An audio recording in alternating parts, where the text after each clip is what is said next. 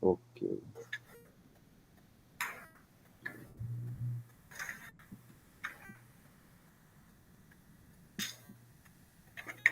Bom, gente, bom dia todas e todos, tá? Nós estamos iniciando o segundo seminário do Núcleo de Estudos de Filosofia Alemã, em que nós vamos ter aqui a apresentação do professor Arno Gimber, intitulada Entre Palavra e Pensamento, la Poesia Filosófica de Friedrich Nietzsche. Antes de tudo, eu gostaria de falar muito rapidamente sobre o NEPA, tá? O núcleo, ele foi criado por mim e pelos professores Tarek Prata e Felipe Campelo no início de 2024, né? Então, portanto, há pouco tempo, e foi um desdobramento de um projeto de extensão idealizado pelos nossos alunos do curso de filosofia da UFPE, chamado Oficina de Alemão, né? Que é um projeto de extensão que eu estou na coordenação desde 2023. O NEF ele é composto atualmente por 3 grupos de pesquisa, né? Então, nós temos um grupo voltado para os estudos sobre o Jürgen Habermas, que é coordenado pelo professor Tarek, o grupo Crítica e Negatividade da Escola de Frankfurt, coordenado pelo professor Felipe Campelo, e o grupo de estudos Nietzsche, o FPE, coordenado por mim. Além disso, o NEFA está atualmente envolvido com um projeto concebido em parceria, um projeto de pesquisa concebido em parceria com professores da Unifreiburg e também aqui com o professor Arno, tá, da Complutense, né, que está aqui conosco. E esse projeto, ele é intitulado Filosofia e Poesia. Ainda em relação ao NEFA, eu gostaria de agradecer imensamente, tá, todos os membros pelo apoio na organização, né, desse segundo seminário, em especial Dino, tá, pela elaboração do cartaz, e também ao Guilherme e ao Cláudio, né, pelo suporte logístico. Bom, eu apresento agora o professor Arno Gimber. O professor Arno, ele possui doutorado pela Universidade de Colônia, né, Köln, foi obtido em 1991, com ênfase em literatura espanhola, e desde 1996 é professor da Faculdade de Filologia da Universidade Complutense de Madrid, no Departamento de Filologia Alemã e Filologia Eslava. O professor Arno atua em 4 frentes de pesquisa: romantismo europeu, teatro pós-dramático, relações e transferências culturais e literatura em língua alemã dos séculos XIX, XX e XXI, e filosofia e literatura, e aqui com ênfase no Nietzsche. Sobre essa frente de pesquisa do professor Arno, eu gostaria de mencionar o projeto, tá, que ele coordena, intitulado La Poesia de Friedrich Nietzsche en su etapa de madurez, edición crítica y recepción, além das publicações, de algumas publicações sobre esse tema. Eu cito algumas: Nietzsches Lyrik, die Frage ihrer Rezeption in einer kritischen Edition in spanische Übersetzung, de 2023, El ritmo y rito, la anticipación de elementos pós-dramáticos en el pensamiento de Friedrich Nietzsche, que é também 23, além do artigo publicado há pouco tempo, né, nos Cadernos Nietzsche, em 2020, intitulado Pensar em Opostos, a crítica cultural de Friedrich Nietzsche, de Friedrich Schiller e Friedrich Nietzsche. Y bueno, Arno, agradezco muchísimo por tu amabilidad. Eh, es un gran honor para nosotros. Pois muito obrigado. E claro, não falo português y vamos a intentar hablar español. También puede ser alemán o inglés, pero yo creo el español para ustedes es bastante fácil. Voy a intentar hablar, digamos, de una forma clara.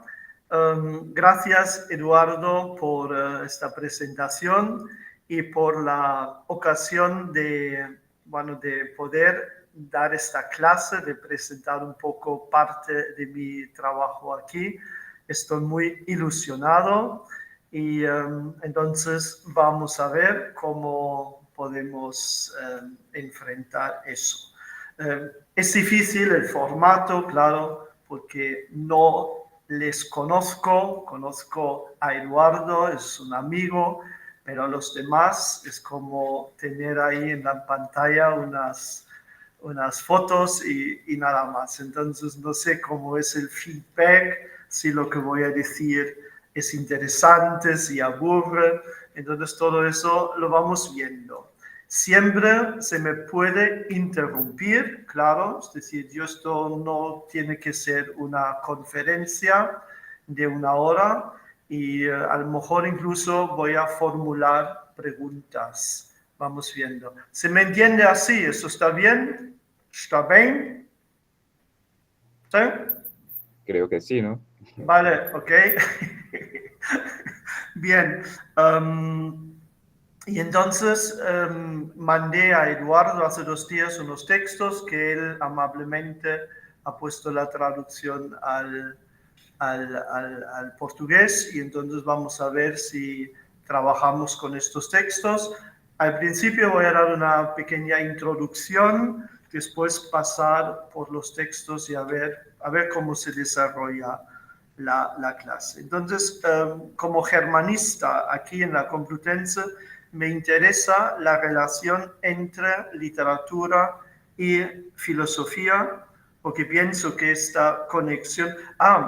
una pregunta. Vosotros, ustedes, sois filósofos o germanistas? ¿O las dos cosas? ¿O cómo es, Eduardo? Creo que la mayor parte son estudiantes de filosofía, pero como te dije, hay personas que están, que ya tienen un buen conocimiento del alemán. Sí. Filósofos. Pero Bien. son filósofos, sí, sí, sí. Filósofos. He puesto en el chat de los mensajes mi dirección. Cualquier cosa se me puede contactar en este email. Entonces, a mí como germanista me interesa esta relación entre literatura y filosofía porque pienso que esta conexión permite una aproximación más profunda y más matizada a lo que es la complejidad del mundo. Es decir, solo filósofos, solo filólogos, creo que se quedan ambos un poco cortos, ¿no? Mientras que la filosofía busca conceptualizar y estructurar el pensamiento a través del lenguaje lógico y argumentativo, la literatura, con su riqueza simbólica y estética, ofrece una visión, yo diría, más abierta, más intuitiva para explorar la experiencia humana, los conflictos existenciales y las contradicciones de la realidad. Claro, si hablamos de filosofía, digamos, convencional y de literatura convencional. En particular, la traducción intelectual alemana, y ahí está el germanista, ha sido un terreno fértil para esta interacción entre pensamiento y expresión artística, por ejemplo, pensando en la poesía filosófica de Schiller y quizá más aún de su alumno Hölderlin, hasta la prosa aforística de Nietzsche, pero también entrando en el siglo XX hay miles de ejemplos.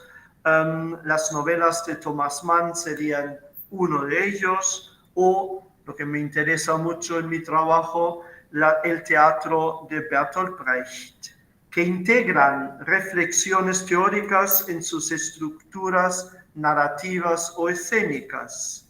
La literatura no solo ilustra conceptos filosóficos en estos casos, sino que también los desafía, los reconfigura y los traduce en experiencias sensibles, lo que nos permite una comprensión más accesible a cuestiones fundamentales como la identidad, la memoria, el poder, y esto es un atrevimiento ante un público de filósofos, o la verdad.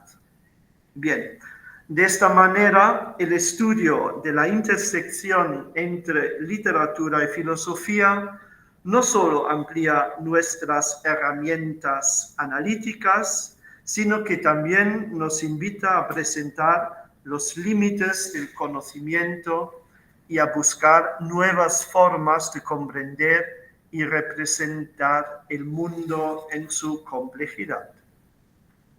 Friedrich Nietzsche, evidentemente, en este contexto nos interesa muchísimo porque es una de las figuras, y a quien se lo digo, menos clasificables de la historia del pensamiento. Desde muy joven mostró una inclinación por la poesía, es decir, no todo el mundo sabe que Nietzsche es autor de más de 800 poemas, inclinación por la poesía, por la música, dimensiones que en su obra filosófica nunca quedaron del todo desplazadas. Su formación en filología clásica, más que una simple disciplina académica, le permitió desarrollar una visión crítica del lenguaje. Eso es importantísimo después para él, como ustedes saben, lo que marcaría su ruptura con la tradición filosófica, digamos, sistemática. La mejor manera de entender a Nietzsche no es como un filósofo tradicional, sino como un pensador, poeta. En alemán lo llamamos Dichterphilosoph. También lo llamamos, esta etiqueta también la aplicamos a Schiller, Dichterphilosoph, un creador de imágenes conceptuales, un transgresor del pensamiento estructurado en sistemas. Su escritura evoluciona desde la filología hasta un pensamiento cada vez más poético. Su obra no solo se resiste a la estructura argumentativa tradicional, sino que la subvierte. En lugar de desarrollar un cuerpo teórico coherente y unificado, Nietzsche fragmenta su pensamiento en aforismos, poemas, a veces intercaladas en sus textos, digamos, filosóficos, utilizando un lenguaje metafórico inusual en la filosofía hasta el momento. Su estilo es una expresión de su desconfianza con los conceptos rígidos, en la lógica formal y en las categorías absolutas que han dominado la historia de la filosofía. Y esta es una de las razones por la cual aquí en Madrid, en España creo que en general, es un filósofo que interesa muchísimo. Aquí en la universidad se da más filosofía nietzscheana que en una universidad alemana cuando uno estudia filosofía. Claro, y él escribe en muchas ocasiones en aforismos. El aforismo tiene cabida en este contexto porque refleja la desconfianza de Nietzsche en los sistemas cerrados y en la capacidad del lenguaje para capturar la verdad de una forma absoluta, ¿no? Su brevedad y su carácter fragmentario permiten una expresión más dinámica y provocadora del pensamiento, abriendo múltiples interpretaciones en lugar de imponer un significado fijo. Además, el aforismo, al igual que la poesía, apela a la intuición y a la experiencia estética generando un impacto inmediato en el lector y fomentando una relación activa con el texto, en lugar de una mera asimilación pasiva de conceptos, ¿no? Digamos, este trabajo vivo es muy característico en Nietzsche. La fragmentación para mí es importante en este contexto, no es solo un rasgo estilístico en la obra de Nietzsche, sino que se convierte en un símbolo de su época, de la crisis del pensamiento moderno. En un mundo donde las certezas tradicionales se desmoronan, Dios ha muerto, la metafísica se vuelve insostenible y la verdad se disuelve en interpretaciones. En este contexto, la escritura ya no puede sostenerse sobre sistemas cerrados y unitarios. Y eso creo que de eso bebemos hasta hoy en día. Nietzsche, consciente de ello, subvierte la estructura argumentativa tradicional y la reemplaza por un discurso discontinuo, polifónico y quizá también provocador. Su pensamiento no avanza a través de demostraciones lógicas y encadenamientos racionales, sino que se despliega como una constelación de fragmentos, cada uno de los cuales ofrece una perspectiva parcial, provisional y a menudo contradictoria. Y ya ven un poco lo que le interesa a un filólogo en Nietzsche. Es esta ruptura con un discurso del siglo XIX y, digamos, un inicio en la literatura también de una nueva época, la época finisecular, que después va a las vanguardias y de la que bebemos hasta hoy en día. En lugar de un tratado sistemático, encontramos una escritura que se reinventa constantemente, que rompe la jerarquía entre la exposición racional y la intuición poética. A partir ya de su primer libro, El nacimiento de la tragedia, en 1872, demasiado especulativo y poco riguroso para el mundo académico, se sabe, ¿no?, que eso es su aportación ya como primer gran trabajo en su cátedra de filología clásica en Basilea, pero el mundo académico rechaza este libro. Entonces, a partir de ahí, Nietzsche ya comienza a alejarse del mundo universitario, adoptando una escritura cada vez más libre.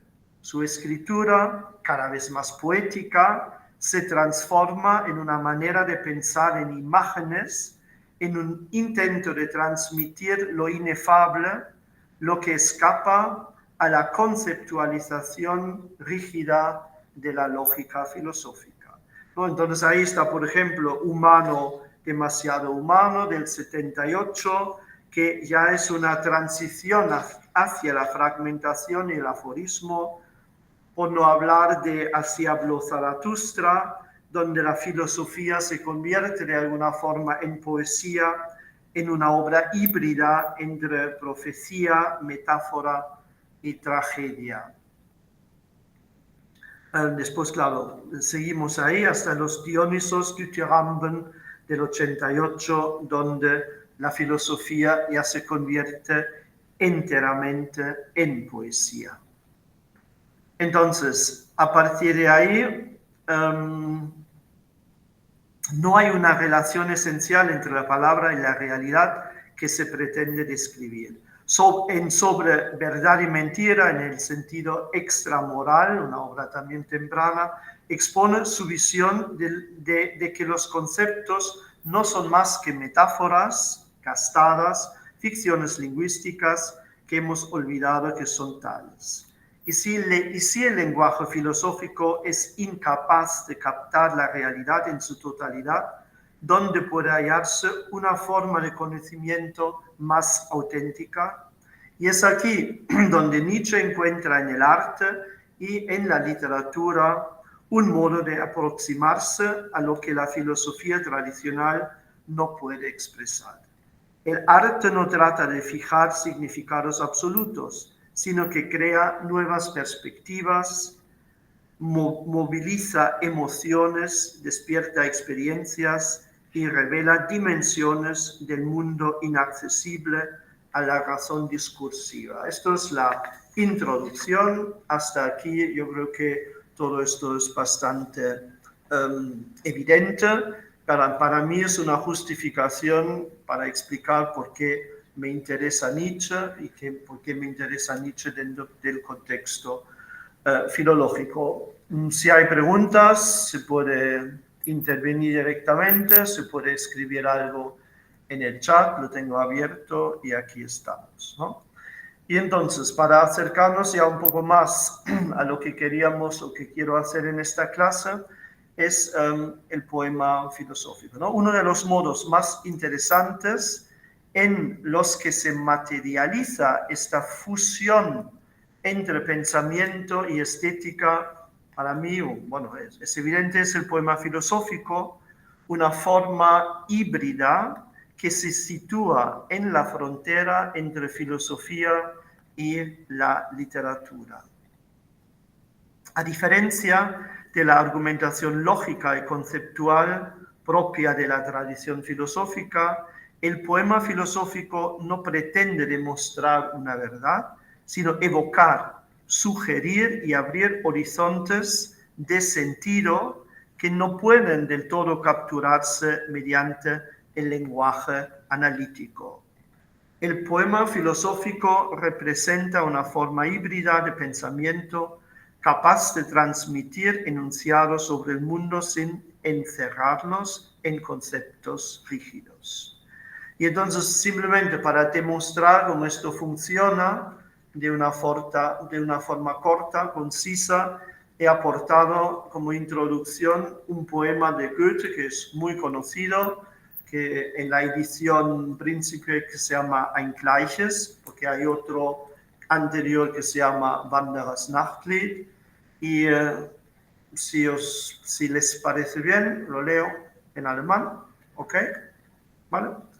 El texto lo tiene, ¿no? Delante, si, o está distribuido, supongo, ¿no? Entonces es el primer poema y dice, Ein Gleiches, über allen Gipfeln ist Ruhe, in allen Wipfeln spürest du kaum einen Hauch. Die Vögelein schweigen im Walde, warte nur balde, ruhest du auf. Sencillo y breve, pero yo creo que captura o capta una experiencia de la naturaleza y la existencia en solo 8 versos, sin exponer ninguna teoría explícita, sin construir una argumentación y sin introducir categorías filosóficas, ¿no? No hay un yo lírico, sino hay un yo escondido que se dirige a un tú. Ahí está. Gracias, Eduardo. Perfecto. Sí, muy bien. Entonces, su fuerza radica precisamente en lo que sugiere, más que en lo que explica, ¿no? Eso es el principio. Si quisiéramos expresar en términos filosóficos lo que Goethe nos transmite aquí, no sé si podría preguntar, sí, gracias Fabiana. Sí, está en español y está en português também, não? Se Sim, vê. compartilha a pantalla. Eu compartilhei aqui, tá, Fabiana? Veja se você consegue, se todos estão conseguindo enxergar. Bien. Entonces, creo que no voy a preguntar, sino decir directamente. Es como una meditación, ¿no? Sobre la transitoriedad de la vida y la inevitabilidad de la muerte, ¿no? Es decir, el primer verso estamos por encima de unos cumbres, aquí reina el silencio total y después vamos bajando poco a poco, es decir, a través de árboles, es decir, la botánica, la fauna, a los pájaros y cada vez hay un poco menos de tranquilidad, cada vez hay un poco más de movimiento, es decir, en los árboles apenas se nota, se siente este ligero soplo, está ahí, pero casi existe o reina este silencio de arriba por encima de las cumbres. Y después los pájaros están callados, pero claro, es momentáneo. Dentro de poco van a comenzar con su canto y ya no hay este silencio. Y después bajamos al ser humano, es el tú, warte nur balde, pronto tú también descansarás, ¿no? Este descansar en las interpretaciones, algunos no lo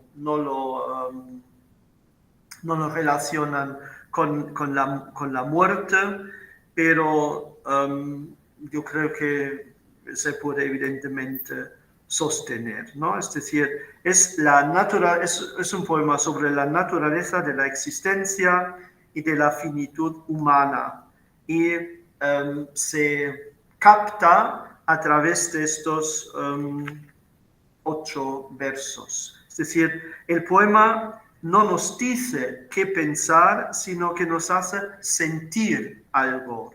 Nos presenta un argumento, no nos presenta un argumento, ni desarrolla una explicación sobre la relación entre el ser humano y la naturaleza, sino que transmite algo de una forma más inmediata, ¿no? Una sensación de calma que impregna cada verso. La brevedad del último verso, ruhest du auch, tú descansarás también, no es una conclusión lógica ni una sentencia filosófica explícita, sino más bien una revelación que ocurre en el instante de la lectura. Claro, un reconocimiento intuitivo de la continuidad entre la quietud de la naturaleza por encima de las cumbres y el destino inevitable de este ser humano intranquilo, pero no para mucho ya, ¿no? Se podría incluso decir que la repetición de la palabra Ruh, descanso, en el segundo verso y al inicio del último verso, crea un efecto de circularidad, reforzando la idea de que la existencia se inscribe en un ciclo natural de tranquilidad y reposo. Este eco rítmico sugiere que la calma de la naturaleza no es solo un estado externo, sino también una condición a la que el ser humano está destinado, disolviendo la frontera entre lo individual y lo cósmico. Quizá por eso aquí tampoco existe este yo lírico, ¿no? Esta idea guarda paralelismos, quizá es una hiperinterpretación, pero podría ser paralelismos con la noción nietzscheana del eterno retorno, formulado en la Gaia Ciencia y desarrollado sobre todo en Así habló Zaratustra, ¿no? Nietzsche describe la aceptación del destino como amor fati, como una afirmación total de la vida en todas sus dimensiones, sin arrepentimiento ni deseo de cambio. Al igual que en este poema, Über allen Gipfeln ist Ruhe, donde la calma de la naturaleza se convierte en una imagen del destino humano, Nietzsche emplea en Zaratustra la naturaleza como símbolo de la existencia misma, mostrando que el hombre no está separado de la totalidad del mundo, sino que forma parte de sus ritmos y ciclos. Y aquí también el du está integrado y forma parte de este ciclo.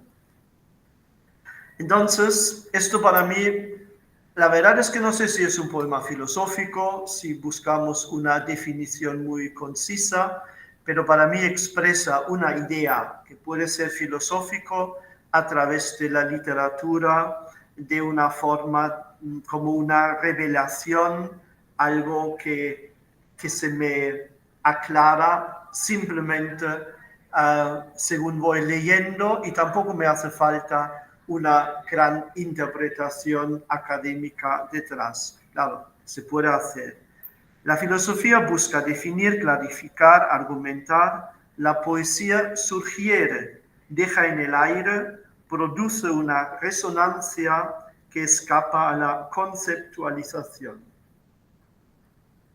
¿Todo bien? ¿Alles klar? Bien, entonces vamos al segundo ya. Entonces ahí entro en digamos, un tema o un motivo que es el motivo de la navegación. Y de este poema después pasaré a uno de Nietzsche y no sé si nos da tiempo en esta hora de llegar a Paul Celan, pero eso lo podemos hacer después o a través del mail, escribiéndome o en otra sesión más adelante. Entonces, hay un poema de Goethe que yo relaciono con otro de Nietzsche, que vamos a ver después, que se llama Glückliche Fahrt, ¿no? Feliz viaje. Y otra vez lo leo en alemán. Si alguien se anima y quiere leerlo, yo encantado. Y si no, lo leo yo. Glückliche Fahrt. Die Nebel zerreißen, der Himmel ist helle und Aeolus löset das ängstliche Band. Es säuseln die Winde, es rührt sich der Schiffer, geschwinde, geschwinde, es teilt sich die Welle, es naht sich die Ferne, schon sehe ich das Land. Otra vez, es decir, se trata de un poema breve, es decir, es de un Goethe que ya consideramos clásico, es decir, ya ha abandonado su primera fase de creación, que es más de rebeldía, y estamos llegando, bueno, él está en Weimar, gobernando, ¿no?, como primer ministro del duque, y hemos entrado en la fase, digamos, clásica. Y entonces es una obra breve. Yo considero que esta obra aparentemente sencilla, está llena de identidad y de simbolismos, claro.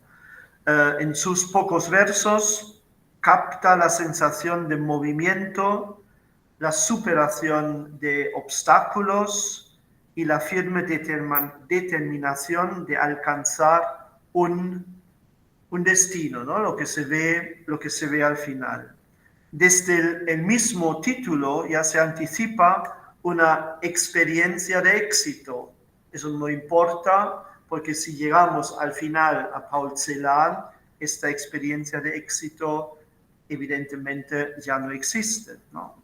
El título insinúa experiencia de éxito, avance sin contratiempos y una llegada segura a una meta. Por eso, es decir, el inicio describe la transición de un estado de incertidumbre y oscuridad a otra de claridad, ¿no? Es decir, en el principio hay niebla, no se ve nada, pero estas nieblas desaparecen, ¿no? Se rascan y el cielo aparece ya más claro. Entonces, de una desorientación, incertidumbre, pasamos a una, digamos, claridad y a una seguridad. Y aquí el descargo de la niebla y la aparición de la luz simbolizan el paso de la inseguridad a la claridad. Un motivo que se puede interpretar como la liberación de la duda o del miedo. Si pensamos que este viaje no solamente es un viaje en un barco, sino que tiene algo que ver con nuestra vida, ¿no? Entonces, liberación de la duda o incluso de un miedo. Entonces, el dios del viento, Eolo, juega ahí un papel fundamental en esta transformación, es decir, gracias a su intervención, el barco deja atrás la parálisis y se adentra en el viaje.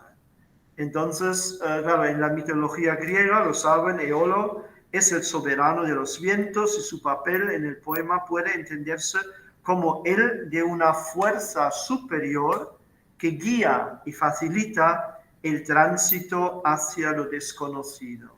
Y esta fuerza superior, con el tiempo, de Nietzsche a Paul Celan, evidentemente se va perdiendo. Entonces, esta fuerza superior en el poema de Goethe guía y facilita el tránsito hacia, en un principio, algo desconocido, ¿no? Porque la nave va hacia, no sé, los horizontes y no se sabe. Entonces, pero a medida que avanza el poema, la sensación de dinamismo se intensifica. El viento deja de ser solo una presencia etérea y comienza a impulsar la embarcación. Entonces, ayuda, ¿no? El navegante, hasta ahora pasivo, se pone en acción y la repetición enfática de geschwinde, geschwinde, en el cuarto verso de este abajo, ¿no? Ligero, ligero en la traducción española, ligeiro, ligeiro en la vuestra. Este geschwinde, geschwinde refuerza la sensación de urgencia, de energía, ¿no? Energía contenida que finalmente se desata. En la última parte, el objetivo del viaje se hace visible. Aquí la travesía alcanza su clímax. El agua se abre ante la embarcación, la distancia se reduce y la meta se hace visible, ¿no? Schon sehe ich das Land y ya veo tierra. A lo lejano aflora la tierra, veo ya. No hay ya incertidumbre ni riesgo de fracaso. El poema culmina con la afirmación clara y triunfal, ya veo la tierra. Bien, no voy a profundizar más en esta idea, pero evidentemente, aunque el poema describe un viaje marítimo, muchos intérpretes aplican una lectura, digamos, simbólica. Sugieren algo más profundo, como una... gracias, Italo, ein schönes Gedicht. Sí, es sencillo y es schön. Es que leo los comentarios. Entonces, se apunta a algo más profundo, es decir, una alegoría del crecimiento interior. Yo que me pongo a viajar, a formar, una liberación de un estado de bloqueo, etcétera, etcétera. Todas estas interpretaciones se pueden aplicar, uno es libre de hacerlo. Lo que yo quería, digamos, subrayar es este viaje hacia un fin concreto y un viaje logrado. Hay un momento de incertidumbre, pero gracias, digamos, a la intervención de este dios de la mitología griega, nosotros somos guiados, nosotros podemos estar seguros y llegamos bien a la meta. Entonces, esto es una percepción del Goethe de la época del idealismo. Y esta percepción, eso es la que poco a poco se va a perder y lo vamos a ver ahora un poco en Nietzsche, ¿no? Pasemos al poema de Nietzsche, Nach neuen Meeren, que está publicado en la colección Lieder des Prinzen Vogelfrei. Klar. Entonces lo leo, nach neuen Meeren, dorthin will ich und ich traue mir fortan und meinem Griff. Offen liegt das Meer ins Blaue, treibt mein Genueser Schiff. Alles glänzt mir neu und neuer, Mittag schläft auf Raum und Zeit. Nur dein Auge, ungeheuer, blickt mich's an, Unendlichkeit. Es un poema muy conocido y muy interpretado en los volúmenes. Hay varios volúmenes. Claro, no he preparado una bibliografía final, pero la puedo facilitar a Eduardo y la puedo distribuir. Hay dos volúmenes importantes que interpretan la poesía de Nietzsche. Uno es de Benne y el otro es de Sebastian Kaufmann, Katharina Kretz, y ambos aportan interpretaciones de este poema, ¿no? Entonces, si lo comparamos con el poema de Goethe, entonces es muy fácil la diferencia entre la certeza de Goethe y la incertidumbre de Nietzsche está a la vista, ¿no? Encontramos primero un paralelismo con Goethe, aquí Nietzsche con Goethe, en la idea del barco como símbolo de movimiento y la exploración. Pero lo más importante es la diferencia. En Goethe el viaje tiene un destino claro, ya lo hemos dicho, y en Nietzsche, si comparan el final, el viaje es hacia lo desconocido, ¿no? Es decir, nur dein Auge, ungeheuer, blickt mich's an, Unendlichkeit. Solo tu ojo, formidable, tremendo. Ahí el traductor español cojea un poco porque no sabe muy bien cómo traducir ungeheuer. Entonces pone dos adjetivos, formidable, tremendo. Yo creo que es más tremendo que formidable, pero bueno, el traductor portugués pone enorme, enorme. Entonces eso es para mí una mejor opción. Entonces solo tu ojo, tremendo, me está contemplando inmensidad, ¿no? Entonces este viaje hacia lo desconocido y no hacia la tierra, última palabra en el poema de Goethe es Land, es para mí la gran diferencia. Desde el principio, el yo lírico hace una declaración decidida. Ahí quiero ir, ¿no? Dorthin will ich. Se establece una dirección clara, una voluntad, un movimiento hacia adelante que no está determinado por circunstancias externas, según sepamos, sino que surge de la propia voluntad y de la confianza en sí mismo, ¿no? Este yo lírico tiene confianza en sí mismo. La palabra ich traue, el trauen, confío, y tener confianza, ¿no? Se establece, sí, estos versos encarnan el motivo central del pensamiento nietzscheano, podemos decir, la superación de uno mismo y la liberación de los antiguos esquemas de pensamiento, ¿no? Adelanto, porque veo que vamos mal de tiempo, entonces esto ya sería una interpretación relacionada. En alemán hablaría aquí de Selbstüberwindung. El mar abierto, evidentemente, es una metáfora clásica de lo desconocido y lo ilimitado. Goethe después la limita con el final, pero Nietzsche no. En la filosofía de Nietzsche, el mar representa con frecuencia el abandono de dogmas, de las seguridades metafísicas, el impulso hacia nuevas formas de pensar.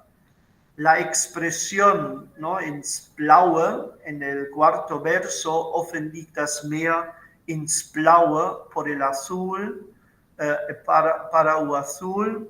Esta expresión ins Blaue refuerza la idea de un futuro abierto, es el cielo. El cielo es tan inmenso y tan infinito como el mar. Entonces, esta idea, ¿no?, del futuro abierto, sin estructuras predefinidas ni certezas absolutas. En este contexto, claro, yo creo que es evidente, ¿no?, la alusión a Génova, es decir, el navío genovés, mi nave genovesa. Ahí, y esto aparece mucho en la poesía de Nietzsche, es una alusión a Cristóbal Colón, que él, bueno, es decir, se piensa, o algunos piensan que es de origen de Génova, y entonces él parece que, es decir, partió de Génova en busca, bueno, a través de España, claro, en busca de nuevas tierras, ¿no? Y el personaje de Colón, es un personaje atrevido que en el ideario de Nietzsche aparece como un personaje admirado, ¿no? Nietzsche traza aquí un paralelismo entre su aventura intelectual y la de un explorador que se adentra en lo desconocido, un motivo recurrente en toda su obra. Lo que también es interesante en este poema son los versos 5 y 6, la percepción de un mundo que se transforma, ¿no? Es decir, gracias a este atrevimiento, todo parece renovado, como si comenzara de nuevo. Sin embargo, al mismo tiempo sucede algo extraño, lo del mediodía, que en el pensamiento de Nietzsche suele representar un punto culminante de la iluminación y la conciencia, ¿no? Aquí el mediodía duerme sobre el espacio y el tiempo, ¿no? Mittag schläft auf Raum und Zeit. Este mediodía es como un momento especial, aparece mucho en Nietzsche, aparece en el famoso poema Sils Maria, donde también en mediodía, si lo conocen, donde en mediodía hay como algo mágico y Zaratustra aparece, hay como un desdoblamiento y Zaratustra pasa delante del yo lírico, ¿no? Und Zaratustra, aus 1 wird 2 und Zaratustra ging vorbei. Entonces aquí pasa algo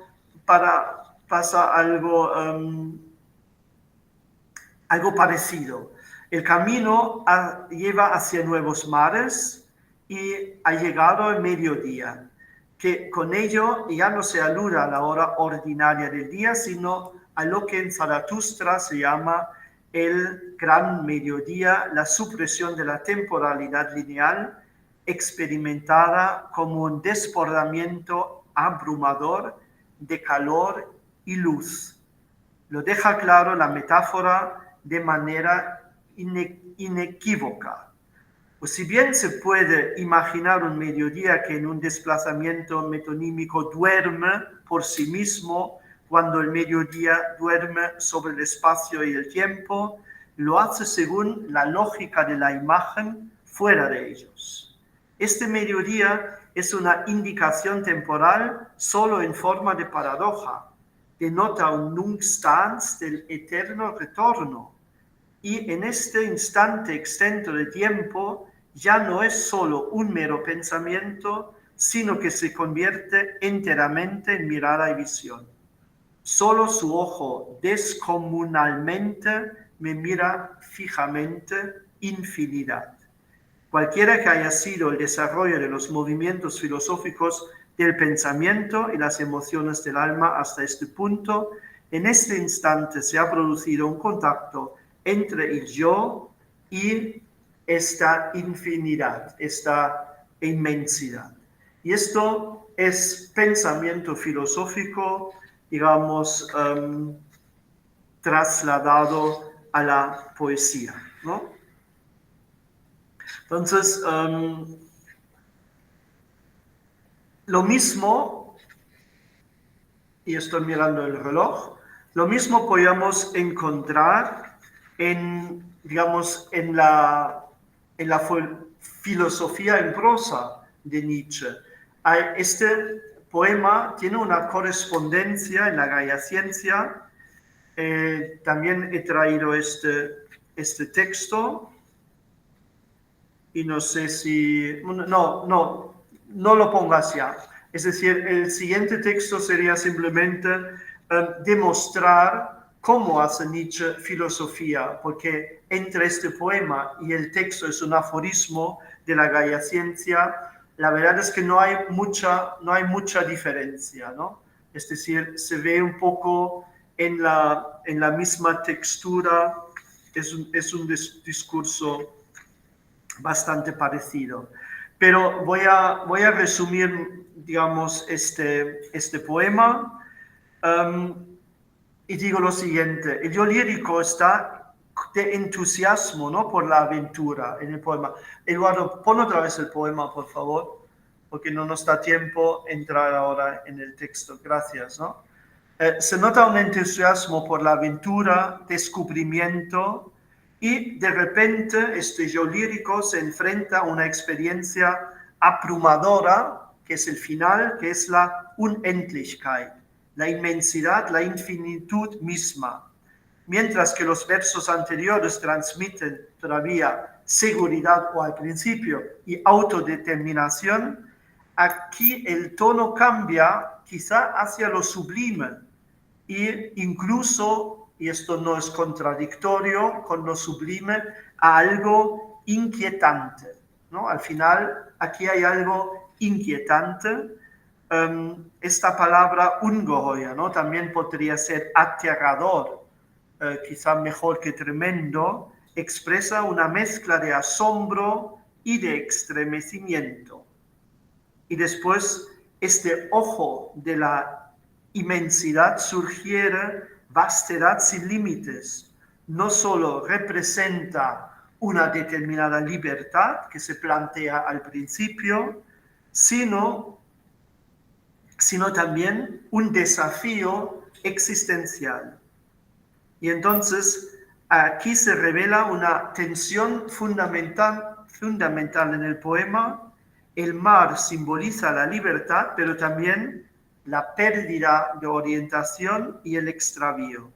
El yo lírico mira hacia la infinitud, pero también es mirado de vuelta por ella. Y todo esto en el escenario del mediodía. Entonces, ahí yo creo que queda claro la diferencia. Podría seguir, pero yo creo que sí que tenemos que terminar dentro de los 3 minutos, ¿es correcto? Mirarnos, si quiere, tenemos tiempo. Tenemos tiempo. Sí. Vale, entonces termino por lo menos este poema, no entro ya en Celan, que sería demasiado, ¿no? Entonces, vuelvo a insistir, el viaje comienza con además, me gustaría tener algo de tiempo también para preguntas, una conversación, si eso es posible. El viaje comienza con una plena confianza en sí mismo, es decir, confío en mí, en mi propio alcance, y esta afirmación recuerda quizá, y esto son un poco interpretaciones quizá artificiales, pero podemos ir al Übermensch, al superhombre, aquel que no se basa en valores tradicionales, sino que se convierte en el creador de su propio mundo. Esto puede ser el yo lírico en este poema, ¿no? Y entonces enfrentarse a la apertura absoluta del ser trae consigo una experiencia paradójica. La libertad implica la pérdida de toda certeza. Y esta experiencia se asemeja a lo que Nietzsche describe en otros textos como el abismo de la nada. Si ya no existen valores preestablecidos, el ser humano queda solo con la responsabilidad de crear su propio sentido, ¿no? Entonces aquí el mar, mucho más que en Goethe, simboliza riesgo y exploración. En este sentido, el viaje es tanto intelectual como existencial. Al igual que el navegante, el pensador debe lanzarse hacia lo desconocido, im Horizont des Unendlichen, como dice este, digamos, aforismo 124 en la Gaia Ciencia. Bien, entonces ahora la tercera parte sería entrar en el poema de Celan, que es un poema de una carga mucho más simbólica, con un lenguaje elíptico, una gran fuerza visual y cuyo, digamos, cuyo motor o cuya justificación, estamos en los años 60, Paul Celan escribe este poema hacia 1964, si no me equivoco, y este es un poema, claro, que pone todo un poco boca abajo y sobre todo es un poema sobre el fracaso de este viaje en barco y un poema, y esto se sabe un poco por la historia de Paul Celan, escrito, claro, después del Holocausto, es un intento de hacer poesía en contra de lo que dice Adorno después de la Shoah y con unas, digamos, una carga simbólica, unas referencias intertextuales al propio Celan que yo creo que en este momento ya no podemos abordar. Será en otra ocasión, pero quiero, si es posible, o si hay, contestar alguna pregunta o mirarla en el chat o no sé. En un principio, doy las gracias por haberme aguantado durante esta hora y bueno. Muchísimas gracias, Arno. Muy encantadora presentación. Bueno, abriremos agora para as perguntas. Então, agora nós temos a abertura para a sessão de perguntas, tá, gente? Se alguém tiver alguma dificuldade relacionada à compreensão, eu posso ajudar, tá? Seja aqui com o espanhol ou com o português. Sí, Então, tú me traduces al español. Sí, por supuesto.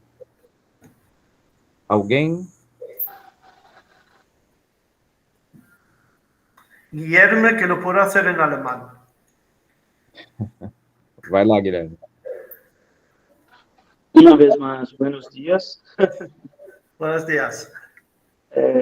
La referência de Nietzsche ao mar se refere também ao significado do mar utilizado por Romero ou não? Eduardo, no, es que no lo... Guilherme, eu mesmo não escutei muito bem o que você disse. Sim. A referência utilizada por Nietzsche ao conceito de mar, caçala, viagem intelectual ou até viagem mesmo quanto aventura, também possui referência aos textos homéricos ou não? É algo que destoa dentro do pensamento nietzschiano, que se refere apenas à forma como o Goethe utiliza, né? Te pregunta acerca de la relación con Homero cuando utilizas las imágenes del mar y la navegación. Sí, sí, seguramente, es decir, teniendo en cuenta la formación de él y de eso sabe mucho Eduardo, sus, digamos, bueno, sus clases magistrales en Basilea y también su trabajo sobre Homero, evidentemente, digamos, hay un intertexto de la filología clásica que seguramente está ahí, sí, sí, eso lo veo también, sí. Fabiana dice sobre grabar ostentes, sí. Sí, en Celan, ¿no? Ahora estamos con el poema de Celan, efectivamente. ¿Dónde está? Weißt du die Fest mit den Zähnen? Es decir, es un poema, claro, que en el fondo no es tanto o solamente un poema sobre el naufragio y la lucha, sino naufragio fracasado, sino que es un poema también sobre el poeta y cómo poder hacer de nuevo poesía. Y por eso habla también de la canción. Y ahí está, claro, digamos, es una imagen como de insistencia, de querer por todos los medios volver a cantar y buscar, digamos, un, un arranque, algo, un fundamento que no se tumbe, porque el poema habla de, digamos, de una visión al revés, ¿no? Es decir, mit erdwärts gesungenen Masten, es decir, ahí los mastiles están puestos al revés, todo está en movimiento, todo se está perdiendo y esto es como digamos, un movimiento desesperado de agarrarse en algún sitio para poder seguir. Bien. Y Fabiana también dice en esto momento que le hace pensar en Walter Benjamin, seguramente, no sé ahora concretamente a qué te refieres, pero sí, podría ser, claro. Sí, sí, tiene que ver con el proceso de la creación del poeta, claro. Sí.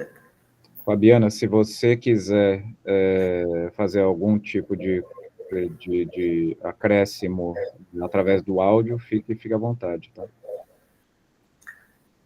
Italo también tiene la mano levantada. Professores, eu vou pensar sobre isso, vou procurar elaborar e, bom, eu acompanho por aqui. Obrigada. Obrigado. Ítalo? Bom dia, professor Nasser. Guten Morgen. Guten Morgen. Guten Morgen, Lehrer Arnold. Bem, a minha questão aqui é realmente mais vinculado ao Schiller. Eu queria realmente saber a conexão de se o Nietzsche seria, então, o que o Schiller chama de poeta sentimental, na obra dele de poesia ingênua e sentimental, justamente, se o Nietzsche realmente se enquadraria no que o Schiller chama, né, do poeta sentimental.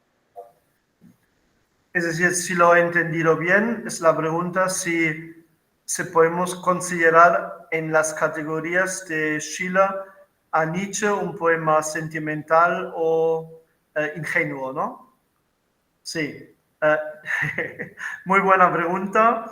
Desde la interpretación de Schiller, claro, el sentimental, que es el poeta que reflexiona, que es el poeta en este mundo moderno, que tiene que ser intelectual para crear, y no es el poema ingenuo que trabaja desde su intuición o lo que sea para recortarlo, ¿no?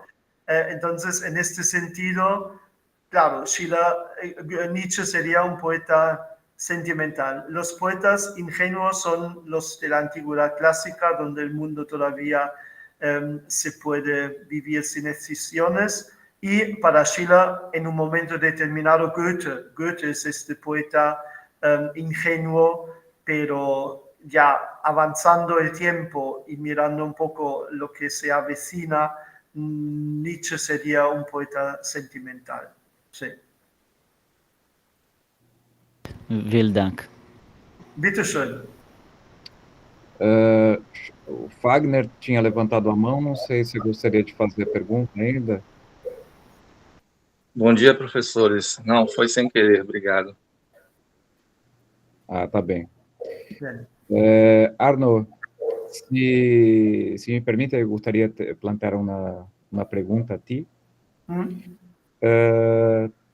Bueno, pienso que desde el inicio de la recepción de Nietzsche como filósofo, Sí, nos encontramos con la condición de que esto, el reconocimiento filosófico de Nietzsche, solo podría ocurrir si realizamos una depuración de los elementos poéticos retóricos en su obra.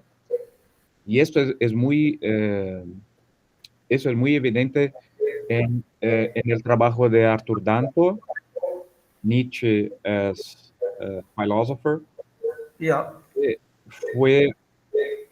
fue una obra que planteó las directrices metodológicas de una generación de investigadores de Nietzsche en la filosofía universitaria, sobre todo los analíticos, ¿no? Entonces, me gustaría conocer tus impresiones acerca de esta tendencia que aún es, que aún es muy, muy fuerte, y si crees que es posible quizá trabajar de otra manera en el ámbito académico. Gracias. Pues la verdad es que para nosotros Nietzsche sí que es un poco, digamos, una posibilidad o una esperanza de poder trabajar en este ámbito filosófico, ámbito académico de otra forma. Y por eso creo que también que tiene sus problemas, es decir, la recepción de Nietzsche en la universidad no es fácil, pero yo lo veo aquí en España, es decir, no solamente es este método de acercarse a Nietzsche a través de la filología, eso no solamente es eso, sino un pensamiento contradictorio, un pensamiento donde no hace falta armonizar, digamos, todas las contracorrientes, un pensamiento donde aguantamos contradicciones, y esto trasladarlo al trabajo académico, esto es algo que nosotros intentamos hacer y lo considero como un reto. No sé si eso es lo que tú querías, que si esto es tu pregunta. Sí, es eso. Porque me parece que hay por lo menos en la universidad brasileñas, pero también quizá en la Alemania es una dificultad, sobre todo para aquellos que están en la Universidad de Filosofía, para trabajar con un tipo como Nietzsche, ¿no?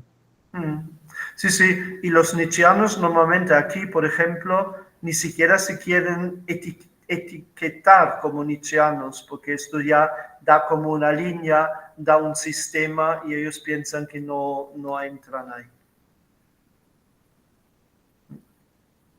Muchas gracias, Arno. Gracias a ti. ¿Alguna otra pregunta? ¿Noch weiteren Fragen? Keine Fragen mehr. Bueno, Arno, entonces te agradezco una vez más muchísimo por estar conozco, pues estoy seguro muy importante para nuestros estudiantes, y bueno, ojalá que en breve podremos hacer una vez más este tipo de encuentro, ¿no? Sí, para mí ha sido un placer. Yo lo agradezco mucho, agradezco esta invitación y espero que algo haya podido aportar a las clases de filosofía relacionada con la literatura, y seguiremos y lo haremos también al revés, y vamos a a lo mejor podemos hacer encuentros también con nuestros alumnos de aquí. Claro, eso estaría bien.